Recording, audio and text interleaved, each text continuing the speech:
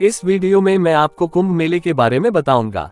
कुंभ मेला आखिर क्यों किया जाता है या उसके साथ जुड़े सारे बातें बताने वाला हूँ। वीडियो को आखिरी तक जरूर देखें। या वीडियो अच्छा लगे तो लाइक, शेयर या सब्सक्राइब करना ना भूलें। कुंभ भारतीय संस्कृति का महापर्व है।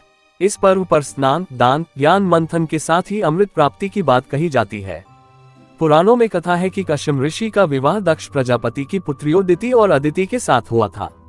अदिति से देवों की उत्पत्ति हुई और दिति से दैत्य पैदा हुए। एक बार देवताओं और दैत्यों ने समुद्र में छिपी विभूतियों को प्राप्त करने के लिए समुद्र मंथन किया। इससे 14 रत्न प्राप्त हुए, जिनमें से एक अमृत कलश भी था। देवता और दैत्य दोनों ही चाहते थे कि अमृत उन्हें मिले, वे उसे पीकर अमर हो जाएं। अमृत पाने के लिए दोनों के बीच युद्ध छिड़ गया। स्थिति को बिगड़ता देख देवराज इंद्र ने अपने पुत्र जयंत को संकेत किया। जयंत अमृत कलश लेकर भाग चला और दैत्य उसका पीछा करते रहे। अमृत कलश को सुरक्षित रखने में बृहस्पति, सूर्य और चंद्रमा ने बड़ी सहायता की। बृहस्पति ने दैत्यों के हाथों में जाने से कुंभ को बचाया, सूर्य ने उसे फूटने से और चंद्रमा ने अमृत को छलकने से बचाया। इसके बावजूद संग्राम की उथल पुथल में 4 बूंदें छलक गईं। ये हरिद्वार, प्रयागराज, उज्जैन और नासिक में गिरी। इन्हीं 4 नगरों में प्रत्येक 12 वर्ष में कुंभ मेले आयोजित होते हैं। कुंभ मेलों में लाखों लोग अमृत प्राप्ति की कामना से इनमें भाग लेते हैं। पुराणों में इसकी बड़ी महत्ता है। अग्नि पुराण में लिखा है कि कुंभ प्रतिदिन स्नान करोड़ों गाय करने के बराबर होता है। इनमें स्नान, दान, ज्ञान मंथन, मुंडन आदि का बताया गया है। विचारणीय प्रश्न यही है कि वह अमृत कौन सा है जो कुंभ में प्राप्त होता है या हो सकता है। देव संस्कृति की एक अनमोल धरोहर है। कुंभ महापर्व महत्व समझे, लाभ उठाएं। ऋषियों की महान परंपरा ईश्वर और धर्म के प्रति आस्था एक महान विभूति है। ये व्यक्ति को गुणी, संस्कारवान बनाती है, व्यक्ति की अंतर्निहित उन विशेषताओं को उभारती है जिनके कारण मनुष्य को सृष्टि का मुकुटमणि, ईश्वर का राजकुमार बनने का अवसर मिला है। मानवीय आस्था ही देव संस्कृति की जननी है। मनुष्य में देवत्व उदय और धरती पर स्वर्ग का अवतरण करने वाली संपदा है। देव संस्कृति के जनक अपना जीवन लोकमंगल के लिए समर्पित करने वाले आत्मज्ञानी, तपस्वी ऋषि मुनि रहे हैं। वे ही सनातन काल से मानवीय आस्था का पोषण करते रहे हैं।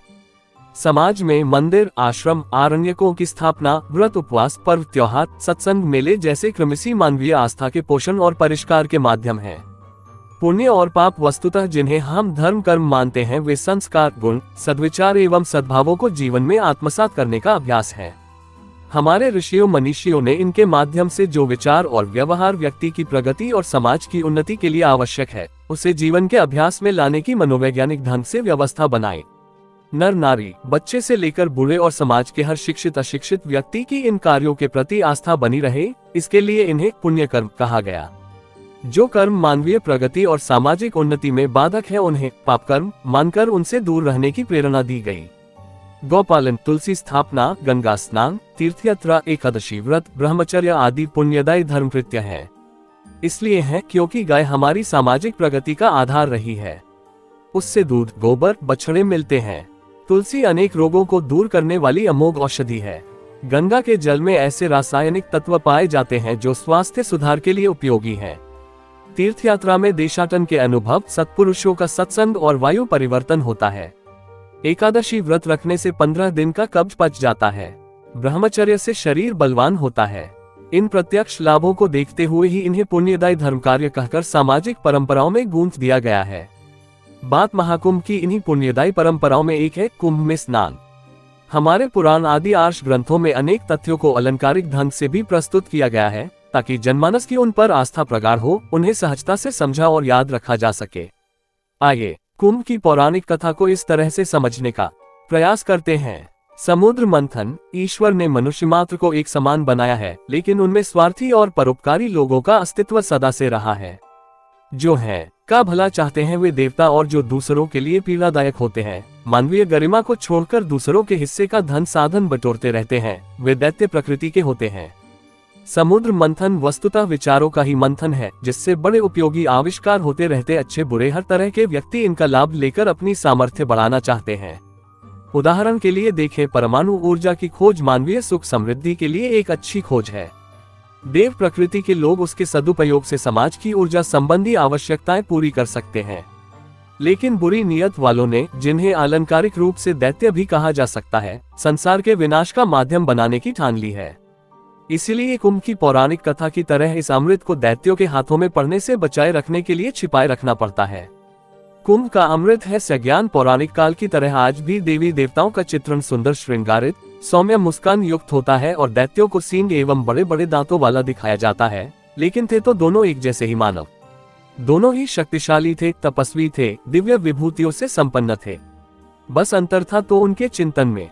देवता अपनी विभूतियों को बांटकर संसार को खुशहाल बनाने में सहयोगी होते थे और दैत्य दूसरों के अधिकारों पर अपना आधिपत्य स्थापित कर अपना आतंक फैलाते रहते थे। कुंभ की पौराणिक कथा में अमृत की 4 बूंदें हरिद्वार, प्रयाग, उज्जैन और में गिरने और वहां कुंभ मेले लगने की बात कही गई है। वस्तुतः सनातन संस्कृति के परम तपस्वी ऋषियों, धर्मगुरुओं ने इन 4 स्थानों पर हर 12 वर्ष में एक बार एकत्रित होकर जनमानस की आस्थाओं का पोषण करने का क्रम बना रखा था। ये परंपरा आज भी चली आ रही है। समाज की विकृतियों को दूर करने, समस्याओं का करने, व्यक्तिगत उन्नति और सामाजिक प्रगति के सूत्र प्रदान करने का नैतिक दायित्व इन्हीं महात्माओं पर होता था। क्षेत्रीय संत, सुधारक, धर्मगुरुओं के साथ आम जनमानस भी उनके इस ज्ञानामृत का लाभ लेने इन मेलों में पहुंचता था। जिस अमृत को पीकर अमर हो जाने की कल्पना आम जनमानस में है, वैसा अमृत आज तक तो किसी को मिला नहीं है।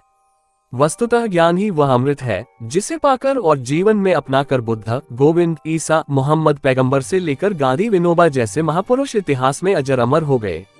सज्ञान ही वह अमृत है जिसके पेयपान से मनुष्यता का मूल समझ में आता है। ज्ञान से ही अंतर्निहित अकूत शक्तियों को जगाने और संभावनाओं को साकार करने का अवसर मिलता है।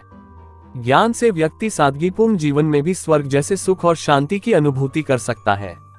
सज्ञान का अभाव है तो कुबेर का धन और स्वर्ग जैसे साधन पाकर भी वह सदा हताश, निराश, बेचैन और चिंताग्रस्त ही रहेगा।